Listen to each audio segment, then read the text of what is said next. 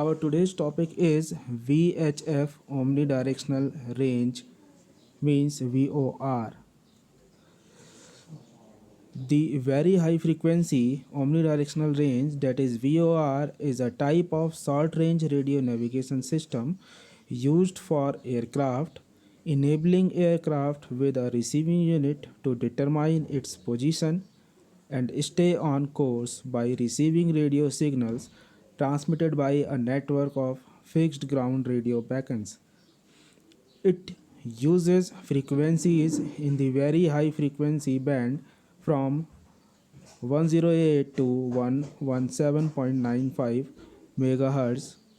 Though older than GPS, VOR have been a reliable and common source of navigation information since the 1960s, and they still serve as a useful navigation aid for many pilots without GPS services. The VOR components. In this slide, we will discuss the components used in VOR. A VOR system is made up of a ground component and an aircraft receiving component. The ground components are located both on and off airports to provide guidance information to pilots both en route and during arrivals and departure. The aircraft equipment includes a VOR antenna, a VOR frequency selector, and a cockpit instrument. The instrument types varies but consist of one of the following. Among them, there is an omni bearing indicator OBI, horizontal situation indicator HSI, or a magnetic indicator, sorry, uh, radio magnetic indicator RMI, or a combination of two different kinds. The distance measuring equipment, that is DME, often is collected with a VOR to give pilots a precise indication of the aircraft distance from the VOR station. The VOR have AM voice broadcast ability, and each VOR has its own Morse code identifier that is broadcast to pilot. It ensures that pilots are navigation from the correct VOR station, as there often are many VOR facilities within range of a single aircraft. Here I show a VOR indicator, as you saw here, as there is a rotating course card denoted by A, 2 from indicator denoted by C, this line, course deviation indicator denoted by D, and omni bearing indicator denoted by B.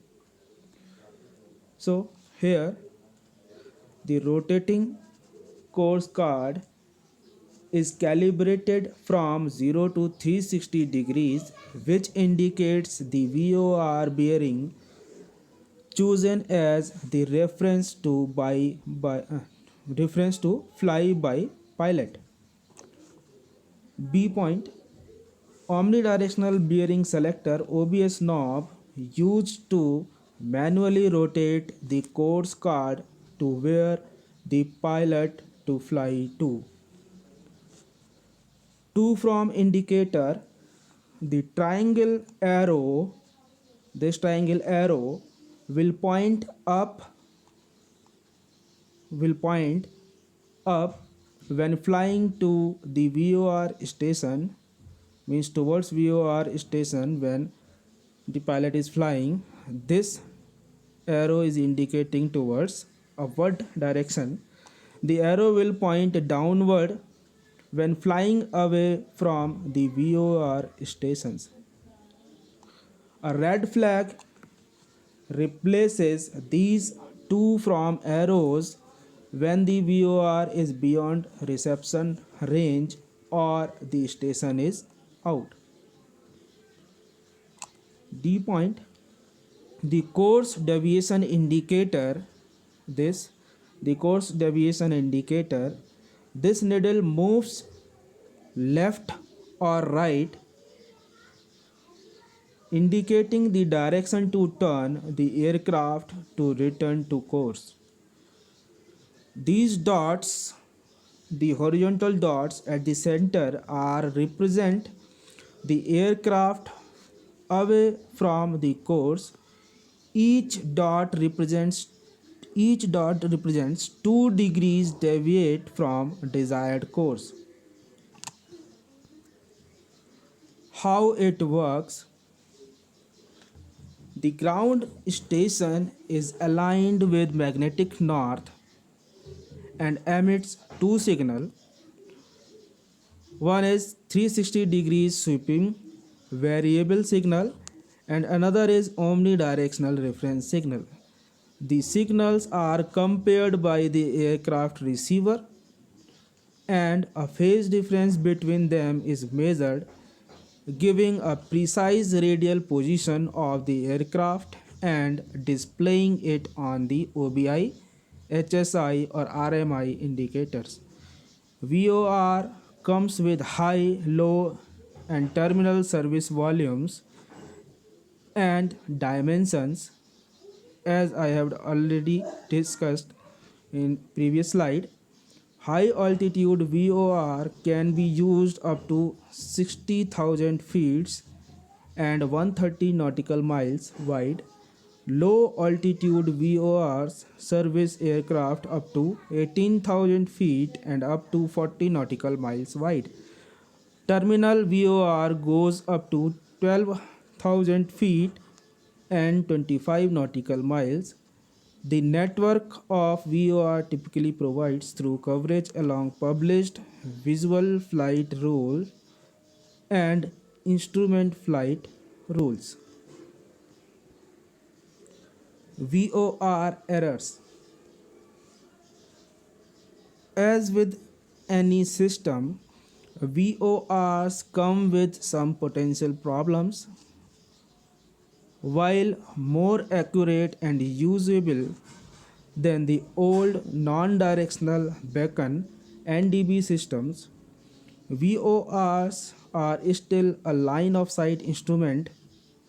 Pilot flying in low or mountainous terrain may find it difficult to successfully identify a VOR facility. Also, there exists a cone of confusion when flying near a VOR for a brief period.